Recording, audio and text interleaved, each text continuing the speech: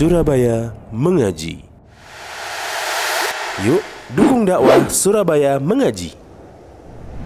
Salurkan harta terbaik Anda untuk operasional dakwah.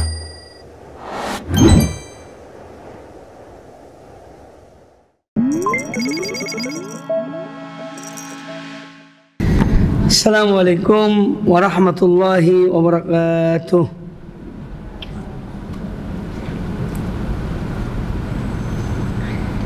Innal hamdalillah nahmaduhu wa nasta'inuhu wa nastaghfiruh wa na'udzu billahi min shururi anfusina wa min sayyiati a'malina. May yahdihillahu fala mudilla lahu wa may yudlil fala hadiya lahu. Asyhadu an la ilaha illallah wahdahu la syarika lahu wa asyhadu anna Muhammadan abduhu wa rasuluh. Ya ayyuhalladzina amanu taqullaha haqqa tuqatih wa la tamutunna illa wa antum muslimun. Ya ayyuhan nasu taqu rabbakumul ladzi khalaqakum min nafsin wahidah wa khalaqa minha zawjaha wa batha minhuma rijalan katsiran wa nisaa'a. Wattaqullaha alladzi tasaaluna bihi wal arham innallaha kana 'alaikum raqiba. Ya ayyuhalladzina amanu taqullaha wa qulu qawlan sadida yuslih lakum a'malakum wa yaghfir lakum dhunubakum wa man yuti'illaha wa rasulahu faqad faza fawzan 'azima. Amma ba'd. فإن أحسن الحديث كتاب الله وخير الهدى هدى محمد صلى الله عليه وآله وسلم وشر الأمور محدثاتها وكل محدثة بدعة وكل بدعة ضلالة وكل ضلالة في النار. Ibu-ibu sekalian rahimani wa rahimakumullah, alhamdulillah pada kesempatan yang baik ini kita dipertemukan kembali oleh Allah Subhanahu wa taala dalam kajian sore, dan insyaallah pembahasan saya pada kesempatan yang baik ini berkaitan dengan bagaimana seorang mukmin atau mukminah menanamkan rasa takut atau takwa kepada Allah Subhanahu wa taala. Kemudian, apakah cukup dengan rasa takut seseorang kepada Allah taala akan menyelamatkan dia dari azab Allah? Tentu kita akan membahas tentang rasa takut itu. Yang mana rasa takut ada dua macam.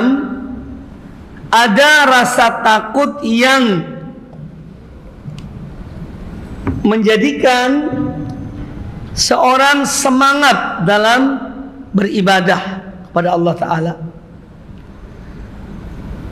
Ada rasa takut yang menjadikan seorang putus asa dari rahmat Allah. Karena saking takutnya, seakan-akan Allah tidak punya rahmat sama sekali. Yang ada hanya azab Allah. Nah, tentu bukan ini yang kita maksudkan.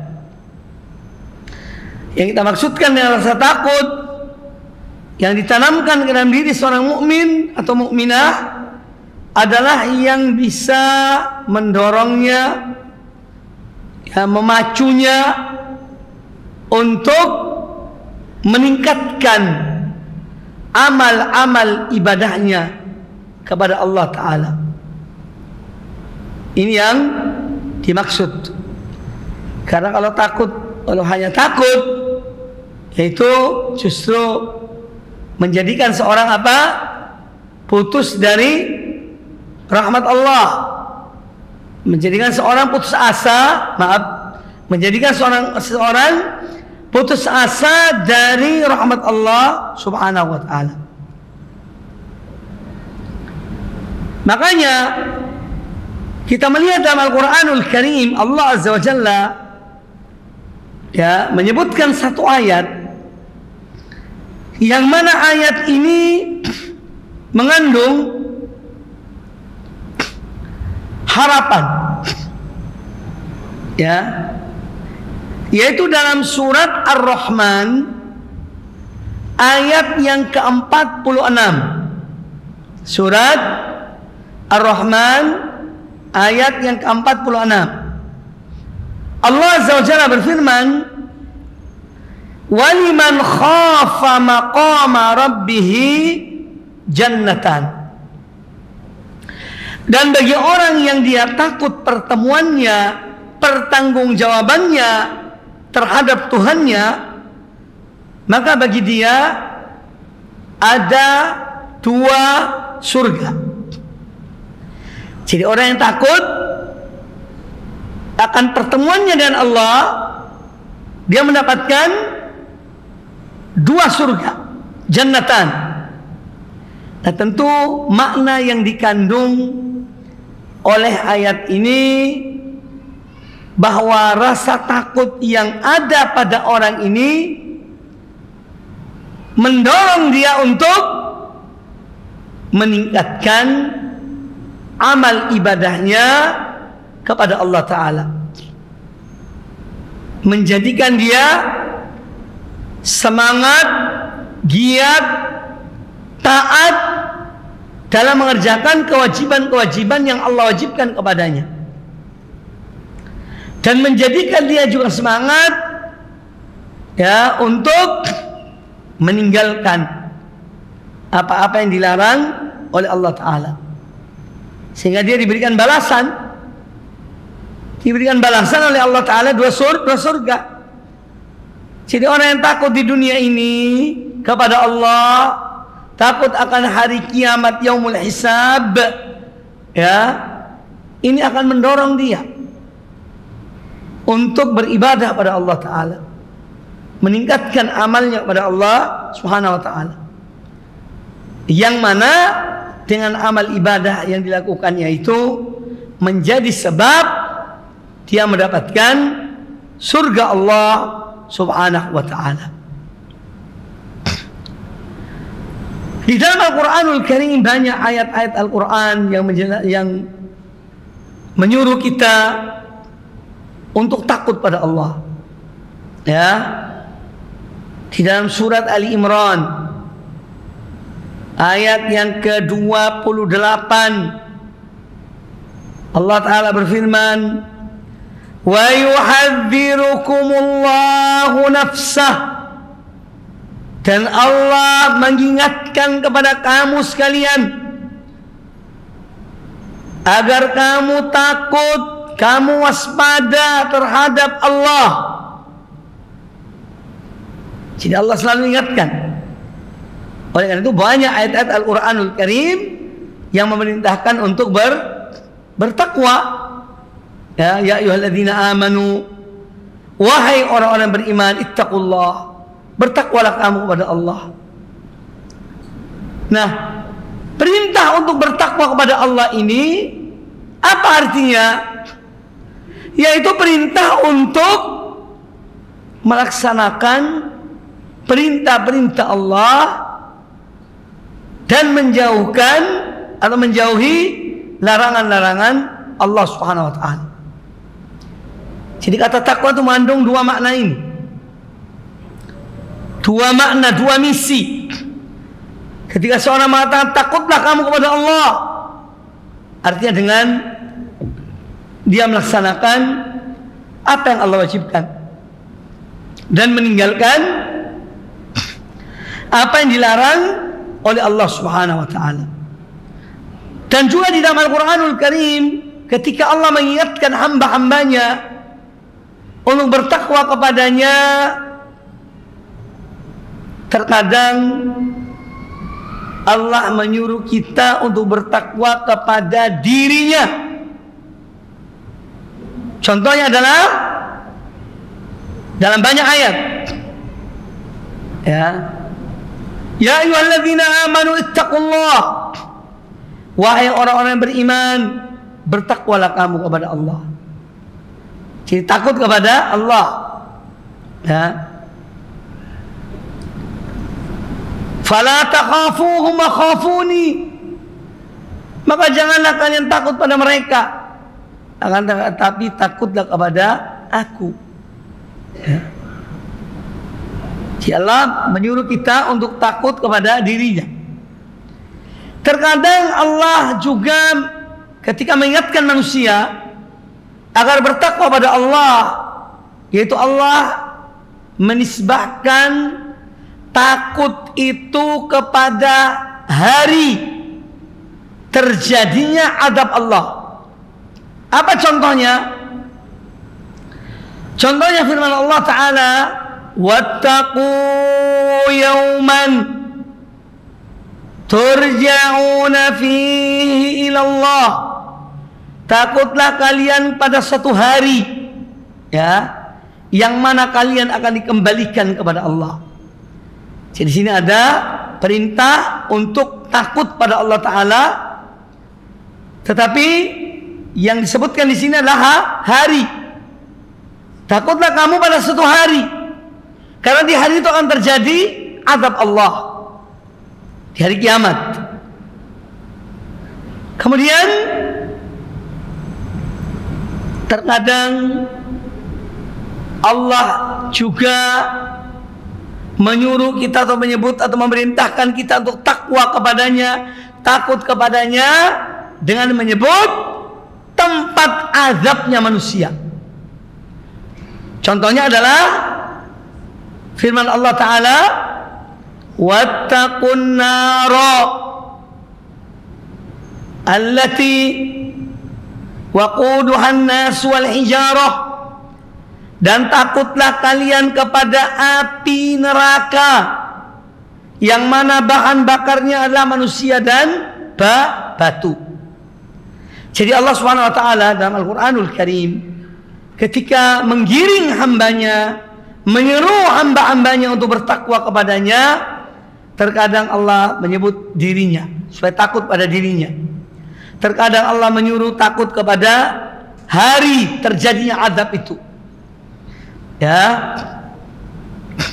itu juga sebagai contoh misalnya, ya, firman Allah tentang hal tersebut sudah saya sebutkan tadi. Kemudian juga ada terkadang Allah perintahkan bertakwa, yaitu pada tempatnya azab, yaitu api neraka. Wattaqun nar allati waquduhan nas wal hijarah. Takutlah kamu pada api neraka yang mana bahan bakarnya adalah manusia dan batu. Kemudian di dalam Al-Quran juga banyak disebutkan supaya manusia ini takut pada Allah. Allah menyebutkan tentang azabnya yang sangat keras, sebagaimana Allah sebutkan dalam surat Al-Buruj ayat yang ke-12, inna batasya rabbika lasyadid, sesungguhnya azab Tuhanmu sangatlah keras, sangatlah keras. Ini semua adalah metode, cara bagaimana Allah menanamkan dalam diri para hambanya agar takut kepada Allah Subhanahu wa ta'ala. Dan memang sebagai orang yang beriman, kita ini harus ada dan tanamkan dalam diri kita rasa takut pada Allah Ta'ala. Sebab kalau tidak ada rasa takut dalam diri seorang hamba, maka dia akan berbuat semaunya. Ya, dia akan berbuat semaunya. Tetapi ketika ada rasa takut dalam diri seorang hamba, maka insya Allah dia akan mengendalikan dirinya. Kalaupun dia terjerumus dalam dosa, dalam kemaksiatan dan yang lainnya dari hal-hal yang dilarang oleh Allah Ta'ala, maka dia dengan segera bertobat pada Allah, beristighfar kepada Allah. Ya. Nah, ini yang terpenting harus kita tanamkan dalam diri kita. Kemudian kita melihat juga metode atau hal-hal yang dengannya seorang menumbuhkan rasa takut pada Allah Ta'ala, yaitu apa yang disebutkan oleh Nabi SAW dalam sebuah hadis. Hadis tentang apa? Tentang takdir. Tentang takdir seorang hamba. Hadis ini masyhur. Sering juga sebagian ustaz yang menyampaikan hadis ini. Ini sebetulnya menanamkan rasa takut pada seorang hamba. Yaitu hadis Abdullah bin Mas'ud, yang mana Nabi SAW bersabda tentang kejadian manusia. Ya, tentang kejadian manusia. Inna ahadakum yujma'u khalquhu fi batni ummi 40 yawman nutfatan. Sesungguhnya setiap orang di antara kalian dikumpulkan dalam perut ibunya selama 40 hari sebagai nutfah, ya, sperma. Itu selama 40 hari. Tsumma yakunu alaqatan mithla dzalika. Kemudian mengalami perubahan setelah 40 hari, berubah menjadi alaqah. Alaqah itu gumpalan darah juga selama 40 hari. Tsumma yakunu mudghatan mithla dzalika. Kemudian dia berubah lagi dari segumpal darah menjadi segumpal daging selama 40 hari. Tsumma yursalul malak. Kemudian diutuslah seorang malaikat, yang mana malaikat ini fayanfukhu fihi ruh. Dia meniup dalam diri atau dalam cabang bayi itu akan ruhnya. Wa yu'maru bi arba'i kalimatin. Dan diperintahkan atau malaikat itu diperintahkan untuk mencatat 4 ketetapan, 4 ketentuan, ya, yaitu bikat birizqihi. Pertama mencatat rezekinya calon bayi ini. Kemudian yang kedua wa ajalihi, yang dicatat kedua ada umurnya, ya, umurnya. Kemudian yang ketiga wa amalihi, dicatat juga amal perbuatannya. Dan yang keempat adalah salah satu dari 2, apakah dia celaka ataukah dia bahagia. Kemudian kata Nabi alaihissalatu wassalam, fawalladzi la ilaha ghairuhu, demi zat yang tiada sembahan yang hak kecuali dia, inna ahadakum la ya'malu bi amali ahli jannati, sesungguhnya salah seorang di antara kalian dia mengerjakan amal-amal perbuatan ahli surga, hatta ma yakunu bainahu wa bainaha illa dhira'un, sehingga tatkala jarak orang itu dengan surga hanya tinggal 1 hasta, fayasbiqu alaihi alkitabu, namun catatan Allah sudah mendahului, fayamalu bi amali ahli nar, maka di akhir kehidupannya dia mengerjakan amal perbuatan penghuni neraka, fayadkhuluha, maka dia pun masuk dalam api neraka. Wa inna ahadahum la ya'malu ama bi amali ahli nari, dan sungguhnya seorang dia mengerjakan amal-amal perbuatan penghuni neraka dia melakukan dosa, melakukan maksiat. Hatta ma yakunu bainahu wa bainaha illa dhira'. Sehingga jarak antara dia dengan neraka itu tinggal 1 hasta. Fayasbiqu alaihi kitab. Maka kitab catatan Allah telah mendahuluinya. Fayamalu bi'amali ahli jannah. Pada akhir hidupnya dia mengerjakan perbuatan ahli surga. Fayadkhuluha, dan dia dimasukkan surga oleh Allah Ta'ala. Hadis ini, ya, hadis riwayat Imam Bukhari dan Imam Muslim. Hadis ini sebetulnya hadis yang menanamkan rasa takut kita kepada Allah Subhanahu Wa Ta'ala, supaya kita ini tidak terperdaya dengan amal-amal kebaikan yang kita kerjakan. Jangan tertipu, ya. Kadang-kadang seorang beramal soleh, beramal kebaikan, lalu dia merasa bangga, merasa dirinya hebat, ya. Nah, ini berbahaya, karena dia tidak tahu takdir Allah ini apa sih terhadap dirinya. Bisa jadi dia melakukan amal-amal penghuni ahli surga di akhir kehidupannya, na'udzubillah min dzalik, dia mengerjakan amal perbuatan ahli neraka, maka dia masuk di neraka. Jadi supaya orang itu jangan tertipu dengan amal perbuatannya, makanya kita selalu dan terus dan harus terus mohon pada Allah Ta'ala. Apa yang kita mohon pada Allah Ta'ala? Istiqomah di atas kebenaran, istiqomah di atas amal soleh, ya. Iya. Sebaliknya hadis ini juga menanamkan kepada kita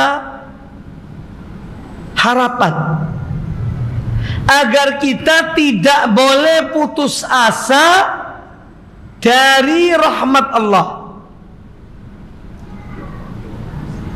Karena disebutkan dalam hadis ini, dan ada orang yang dia mengerjakan amal-amal ahli neraka, melakukan banyak dosa, banyak maksiat, ya. Tapi Allah mencatat lain bagi orang ini. Di akhir kehidupannya dia mengerjakan amal soleh dan dia dimasukkan surga. Nah, jadi di sisi yang lain, hadis ini juga menanamkan kepada kita harapan. Seorang bagaimanapun perbuatan dosa yang pernah dikerjakannya, jangan sampai dia putus asa dari rahmat Allah, ya. Karena yang merahmati hamba-hambanya hanya Allah, ya. Dan oleh karena itu kita pun demikian. Jangan ketika kita melihat ada orang pelaku maksiat, mungkin kita mengetahui hampir setiap hari dia berbuat dosa, kita jangan kemudian melihat dia dengan kacamata meremehkan dia, atau mungkin na'udzubillah memastikan orang ini pasti neraka. Tak boleh. Mengapa demikian? Karena kita tidak mengetahui.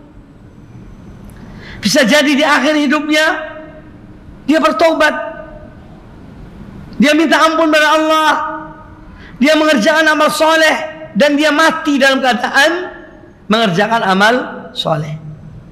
Maka bagaimana sikap kita ketika melihat ada orang pelaku dosa yang sering melakukan dosa? Yang pertama, sikap kita, kalau kita bisa ingatkan orang itu, ingatkanlah dia. Tetapi kalau kita tidak bisa mengingatkan orang itu, ya tidak usah. Kalau dia tidak bakal mendengar apa yang akan kita sampaikan kepada dia, ya tidak usah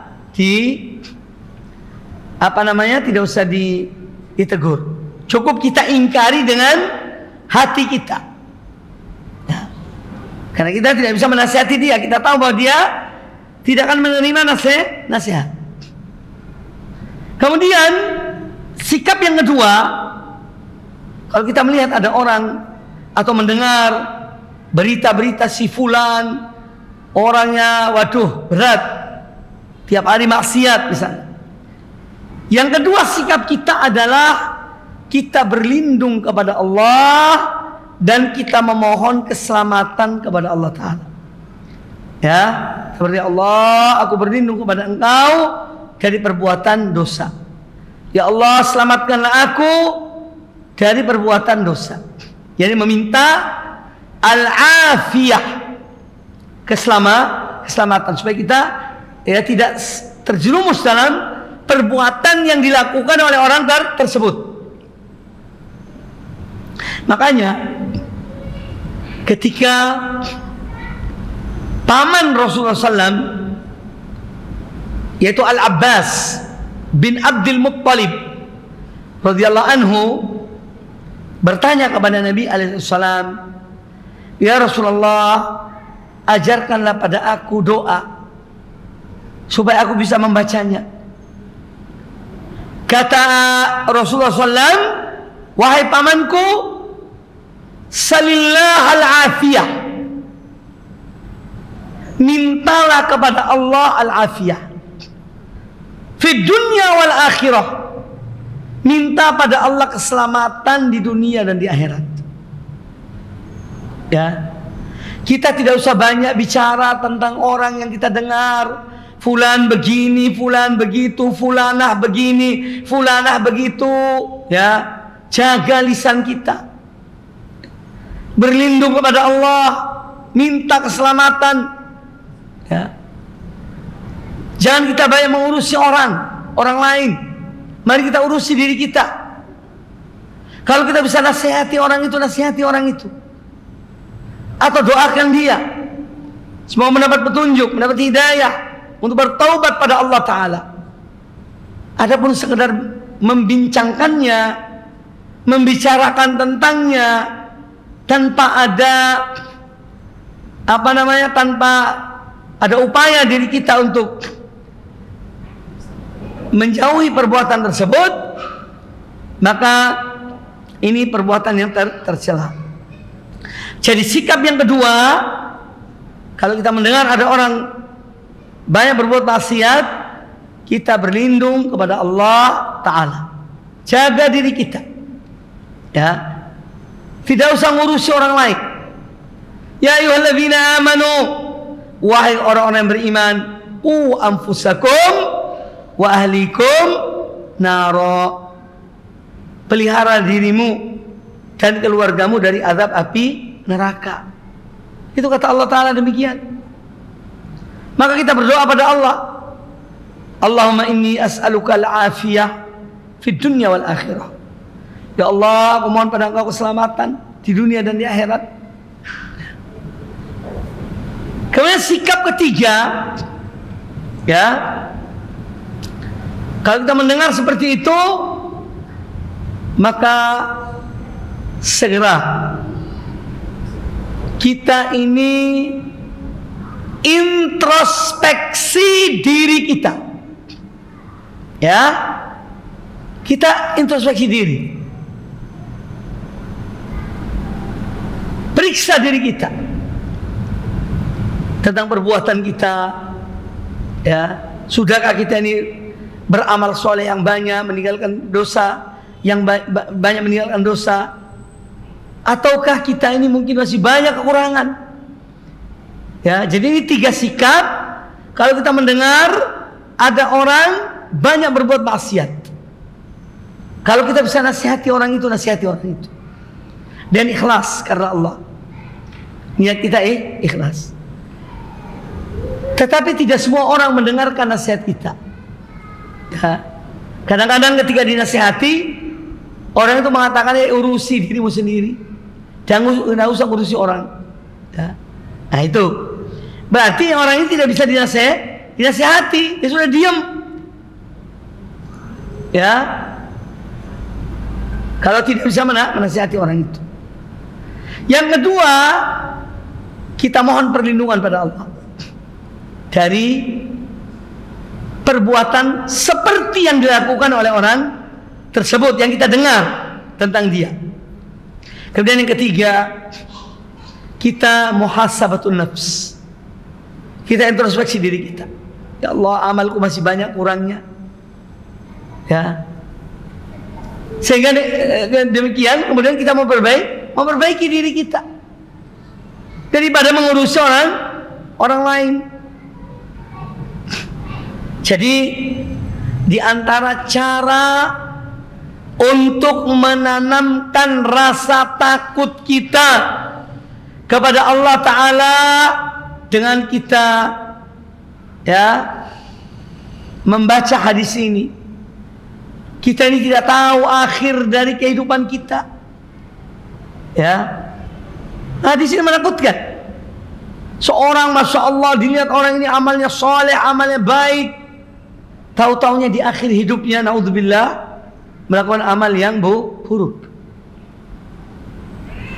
dimasukkan dalam neraka.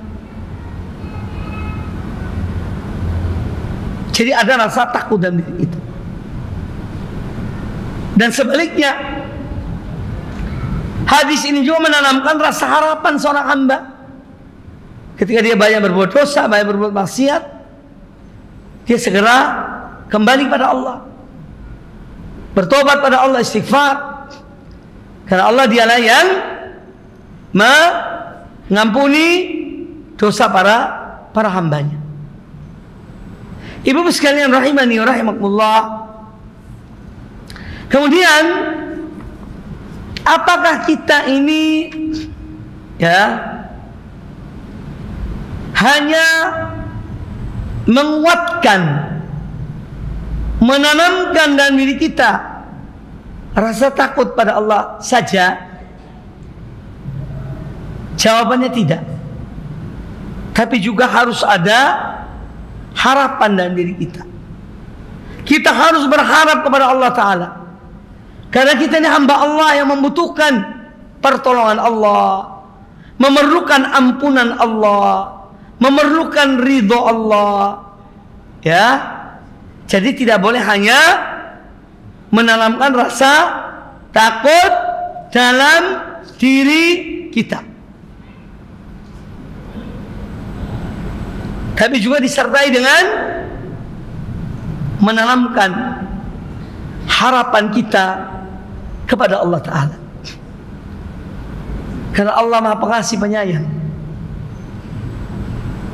Ayat pertama dibuka dalam Al-Quranul Karim, Bismillahirrahmanirrahim, dengan menyebut nama Allah yang Maha Pengasih lagi Maha Penyayang.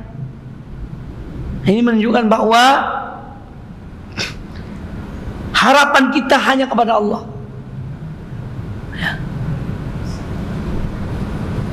Jangan hanya menanamkan rasa takut dalam diri kita.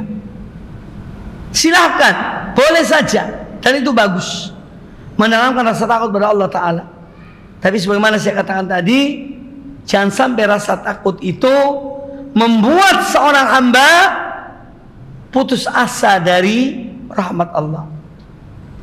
Rasa takut yang kita tanamkan dalam diri kita yang memicu kita untuk meningkatkan amal ibadah, untuk memperbaiki diri kita, memperbaiki niat-niat kita, memperbaiki hati-hati kita dan amal perbuatan kita. Itu rasa takut yang positif, bukan yang malah membuat orang itu putus asa. Sekarang kalau kita tidak berharap kepada Allah, lalu kepada siapa kita berharap? Jika kita ini tidak berharap pada Allah Ta'ala, kemudian kepada siapa yang menjadi harapan kita? Tidak ada yang menjadi harapan kita kecuali Allah Subhanahu wa Ta'ala. Kemudian kita kuatkan iman kita, untuk menumbuhkan harapan kita kepada Allah Subhanahu wa Ta'ala. Itu hendaknya kita memperbaiki iman kita, memperbaiki amal-amal kebaikan kita dan meningkatkannya. Itu namanya harapan. Jadi orang berharap itu bukan berpangku tangan. Berharap itu dengan usaha. Ya. Kalau orang hanya berharap kepada Allah, tapi dia tidak mau mengerjakan perintah Allah, tidak mau meninggalkan larangan-larangan Allah, itu bukan berharap namanya. Orang yang berharap kepada Allah Ta'ala itu harus diwujudkan dalam amal kebaikan, amal soleh. Sebagaimana Allah Ta'ala berfirman, "Faman kana yarju liqa'a rabbih falya'mal amalan salihan wala yusyrik bi'ibadati rabbih ahada." Surat Al-Kahfi ayat terakhir. Faman kana yarju liqa'a rabbih, maka barang siapa yang mengharapkan pertemuannya dengan Tuhannya, dengan Rabb-Nya. Terus apa? Kalau berharap pertemuan dengan Allah, terus apa? Falyamal amalan solehan. Maka hendaknya dia melakukan amal soleh. Itu namanya harapan. Ya, bukan angan-angan. Ada perbedaan antara harapan dan angan-angan. Angan-angan itu ibarat orang yang berkhayal, ya, khoyal, tapi dia tidak melakukan sesuatu. Itu angan-angan namanya. Tapi orang yang berharap, dia berbuat, dia berusaha, ya, dia beramal. Itu orang yang berharap. Ya, maka Bapak Ibu sekalian, Ibu-ibu sekalian, rahimani wa rahimakumullah. Harapan pertama seorang mukmin itu adalah akidahnya. Ketika dia beriman kepada Allah, dia bersaksi bahwasanya tiada sembahan yang hak kecuali Allah, dan bahwasanya Muhammad adalah Rasul Allah. Dia tidak menyekutukan Allah dengan suatu apapun. Ya, ini insya Allah. Jika dia istiqamah dalam tauhidnya, dalam keimanannya kepada Allah, maka insya Allah ada harapan. Ada harapan bagi orang tersebut. Sebagaimana An-Nabi SAW bersabda, ya,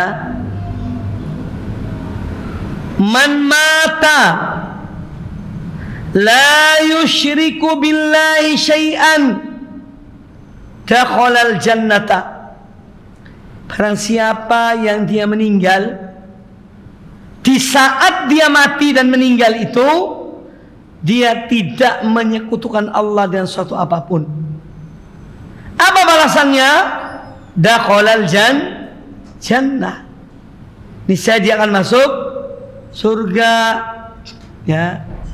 Jadi yang pertama kita jaga, kita pelihara, yang menjadi harapan kita adalah akidah kita, tauhid kita kepada Allah. Jangan sampai kita menyekutukan Allah dengan suatu apapun. Ini yang pertama. Ya, jadi perbaiki akidah kita. Kata Nabi SAW dalam hadis yang lain, man kana akhiru kalamihi la ilaha illallah dakhalal jannah. Barang siapa yang akhir ucapannya meninggalkan dunia ini, dia mengucapkan la ilaha illallah, maka dia pasti masuk surga. Ya. Maka jaga akidah kita, jaga iman kita. Jangan sampai akidah tauhid kita dikotori, dicemari oleh kesyirikan pada Allah Ta'ala. Jangan sampai. Ya. Karena Allah tidak mengampuni dosa syirik. Kalau ada orang yang meninggal dalam keadaan belum bertaubat dari dosa syirik, maka Allah tidak akan mampu mengampuni orang tersebut. Kemudian berkaitan juga dengan akidah ini, pentingnya akidah tauhid ini, ya, yang menjadi harapan seorang mukmin, ya, yaitu sabda Nabi sallallahu alaihi wasallam dalam hadis muttafaqun alaih diriwayatkan Imam Bukhari dan Imam Muslim. Kata Nabi alaihi salatu wassalam, "Ma min 'abdin", tiada seorang hamba pun, yashhadu an la ilaha illallah, yang mana dia bersaksi bahwasanya tiada sembahan yang hak kecuali Allah, wa anna Muhammadan Rasulullah, wa anna Muhammadan abduhu wa rasuluh, dan bahwasanya Muhammad adalah hamba Allah dan Rasulnya, sidqan min qalbihi, ketika dia mengakui itu bahwasanya tiada sembahan yang hak kecuali Allah dan bahwasanya Muhammad adalah Rasulullah Allah, betul-betul jujur dari lubuk hatinya. Sidqan min qalbihi, jujur dari lubuk hatinya. Apa akibatnya? Illa harramahullahu 'alan nar, maka orang itu diharamkan atasnya api neraka. Bayangkan betapa keutamaan tauhid itu, ya. Maka jaga iman kita, jaga tauhid kita, karena ini menjadi harapan kita. Orang yang bertauhid pada Allah Ta'ala, walaupun mungkin ada maksiat yang dikerjakannya, insya Allah dia tuh tetap selamat. Kalaupun dia diadab dalam waktu yang tertentu, kemudian suatu saat akan dikeluarkan dari api neraka. Nah, ini pentingnya tauhid. Dia menjadi harapan seorang mukmin yang beriman kepada Allah, beriman pada Rasulnya, ya. Kemudian juga di antara hal yang menanamkan harapan seorang mukmin kepada Allah Subhanahu wa taala adalah dengan dia perbanyak istighfar, mohon ampun pada Allah. Ya, ini termasuk hal-hal yang memberikan harapan pada seorang hamba. Ya. Dan dia memperbanyak istighfar, mohon ampun kepada Allah Azza wa Jalla. Ya. Di dalam sebuah hadis dari Anas bin Malik radhiyallahu taala anhu, beliau mengatakan, sami'tu Rasulullah sallallahu alaihi wasallam yaqul, aku mendengar Rasulullah sallallahu alaihi wasallam bersabda, qala Allah Ta'ala, Allah Ta'ala berfirman, ya ibna Adama, wahai anak Adam, innaka ma da'autani wa rajautani ghafartu laka. Wahai anak Adam, selama engkau berdoa kepada aku dan selama engkau berharap kepada aku, ghafartu laka ala ma kana minka wala ubali, niscaya aku akan mengampuni kamu dan aku tidak peduli. Allah kalau mengampuni hambanya itu, Allah tidak peduli, pokoknya diampuni. Jadi kata Allah Subhanahu wa taala, wahai Bani Adam, sesungguhnya selama engkau senantiasa berdoa pada aku, selama engkau senantiasa berharap padaku, niscaya aku akan mengampuni dosamu dan aku tidak peduli. Ya ibna Adam, wahai anak Adam, lau balagat dunubuka ananas sama, seandainya dosamu itu mencapai setinggi langit, thumma astaghfartani, kemudian engkau memohon ampun kepada aku, ghafartu laka wala ubali, niscaya aku akan mengampuni engkau dan aku tidak peduli. Ya, dan aku tidak peduli. Kemudian kata Allah Ta'ala, ya ibna Adam, wahai anak Adam,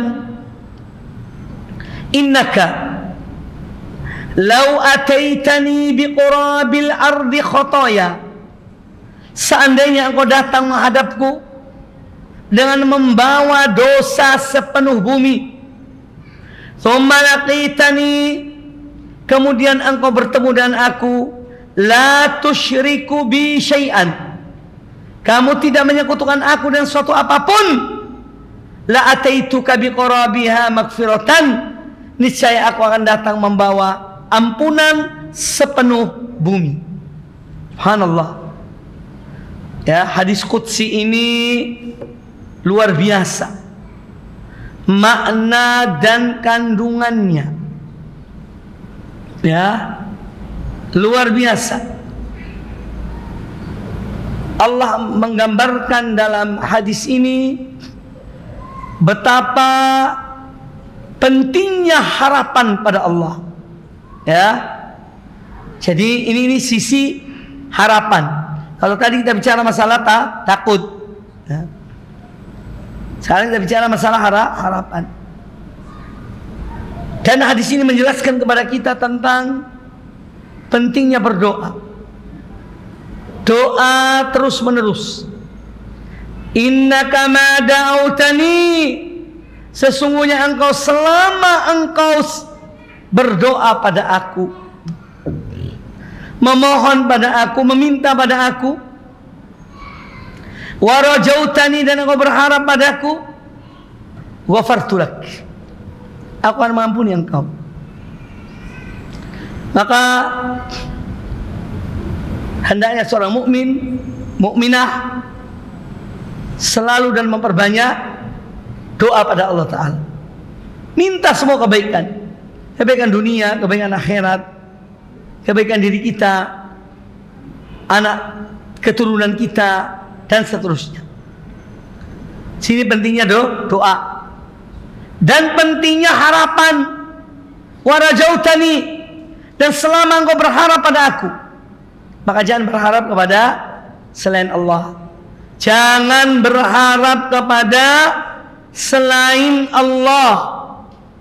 Berharaplah hanya kepada Allah. Mohon ampunlah hanya kepada Allah. Bergantunglah hanya kepada Allah. Bertawakkallah hanya kepada Allah. Jangan kepada selain Allah. Niscaya Allah akan mengampuni dosa seorang hamba. Kemudian pada potongan kalimat yang kedua dari hadis qudsi ini, Allah menjelaskan tentang luasnya, tentang keluasan ampunannya, bahwa dia maha luas ampunannya. Ya, kata Allah Subhanahu wa taala, wahai anak Adam, seandainya dosa-dosamu itu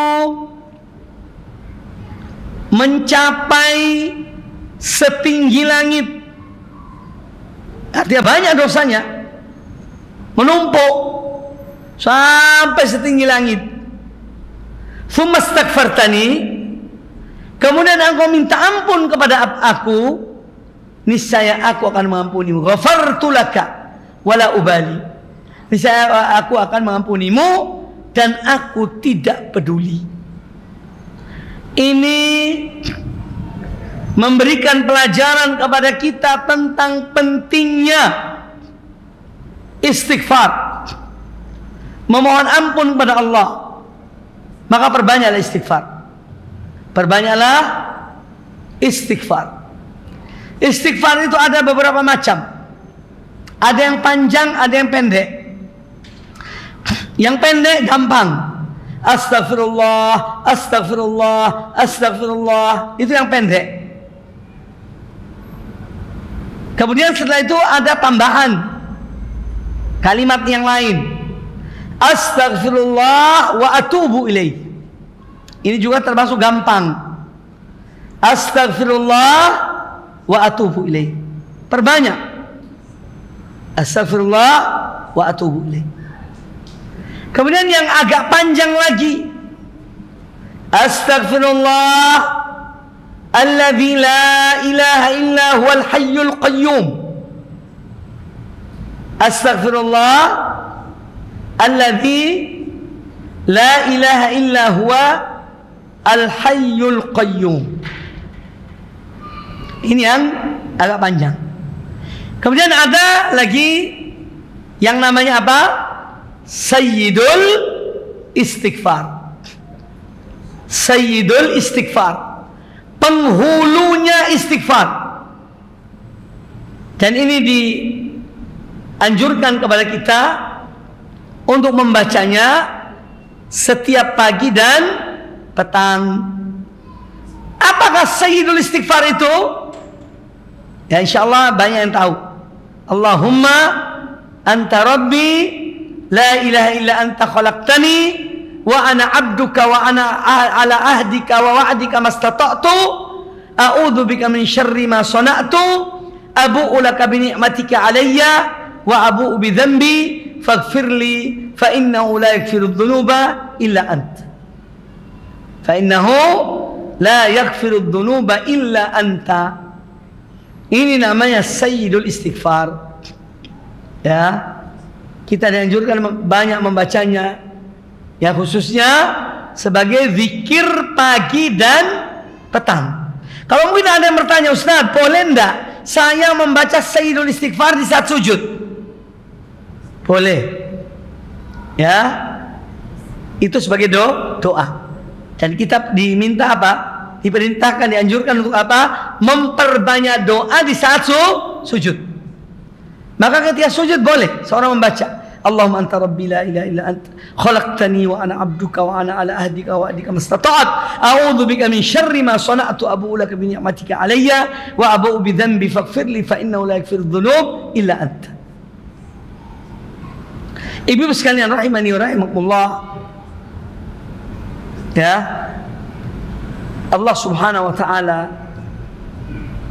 menyebutkan di sini, ya, walaupun dosamu setinggi langit, kemudian kamu memohon ampun kepada aku, niscaya aku akan mengampuni kamu. Ini supaya kita ini jangan putus asa dari rahmat Allah, dan supaya kita ini memperbanyak istighfar. Memperbanyak istighfar. Ya, perbanyak istighfar. Kemudian kata Allah Ta'ala dalam hadis qudsi ini, ya ibna Adam, wahai anak Adam, innaka law ataitani biqurabil ardi khotoya, sesungguhnya jika engkau datang kepada aku dan membawa dosa sepenuh bumi, ya, dosa sepenuh bumi, artinya dia datang dan membawa dosa yang banyak. Kemudian laqitani, engkau bertemu dengan aku, engkau meninggal, mati dalam keadaan la tusyrik bi syai'an, dalam keadaan kamu tidak menyekutukan aku dengan sesuatu, la ataituka bi qurabiha maghfiratan, niscaya aku akan datang membawa ampunan sepenuh bumi. Subhanallah. Betapa pengasih penyayangnya Allah Ta'ala, betapa Allah demikian maha pengampunnya. Ya, maka kita tidak boleh putus asa dari rahmat Allah. Harus setiap kali berbuat dosa, mohonlah ampun pada Allah, bertobatlah. Berbuat dosa lagi, minta ampun lagi. Jangan sampai terlintas dalam benak kita, waduh, aku ini sudah banyak berbuat dosa, sering minta ampun, tapi kok berbuat dosa lagi. Itu bisikan syaitan. Maka hati-hati. Ya. Jadi selama seorang hamba berbuat dosa, minta ampun kepada Allah Ta'ala. Allah Ta'ala menyebutkan dalam hadis qudsi yang lainnya, ya ibadi, wahai hamba-hambaku, innakum tukhti'una bil-laili wan-nahar. Sesungguhnya kalian senantiasa berbuat dosa, berbuat kesalahan di malam hari dan di siang hari. Wa ana aghfirud dzunub, dan aku zat yang mengampuni dosa. Fastaghfiruni aghfir lakum, maka mohonlah kepada aku ampunan, niscaya aku akan mengampuni kalian. Kurang apa Allah Ta'ala itu? Baiknya, rahmatnya, ampunannya. Maka jangan sampai kita ini putus asa dari rahmat Allah. Tapi jangan juga kita gampangkan masalah dosa. Jangan remehkan. Harus kita sesali. Setiap kali berbuat dosa, menyesallah, sesalilah. Ya, jangan bangga, naudzubillah. Karena memang ada orang yang berbuat dosa bangga. Ya, naudzubillah. Ini sudah berat. Ini orang sakit parah. Ya, tapi hendaknya kita ketika terjerumus dalam dosa, segera kita menyesali perbuatan dosa kita, kemudian ditindaklanjuti dengan istighfar dan bertobat dan memperbanyak amal-amal kebaikan, dan tidak putus asa dari rahmat Allah Subhanahu wa taala. Inilah jadi seorang mukmin hendaknya dia memadukan antara rasa takut dan antara harapan kepada Allah Subhanahu wa taala. Ibu-ibu sekalian rahimani wa rahimakumullah, saya kira cukup ya. Mudah-mudahan bermanfaat bagi kita semuanya. Nanti insyaallah saya juga ada kajian habis maghrib. Maka saya cukupkan kajian kita sampai di sini. Semoga bermanfaat dan semoga Allah selalu dan memelihara, menjaga kita dari perbuatan-perbuatan dosa. Dan semoga Allah memberikan taufik, hidayah dan inayahnya kepada kita agar senantiasa mengerjakan amal-amal kebaikan, amal-amal saleh. Demikian, mudah-mudahan bermanfaat. Aqulu qouli hadza wa jazakumullahu khairan. Subhanakallah wa bihamdika, asyhadu an la ilaha illa anta, astaghfiruka wa atubu ilaik. Wa sallallahu wasallam wa baraka ala nabiyyina wa ala alihi wa sahbihi ajma'in. Thumma assalamu alaikum warahmatullahi wabarakatuh.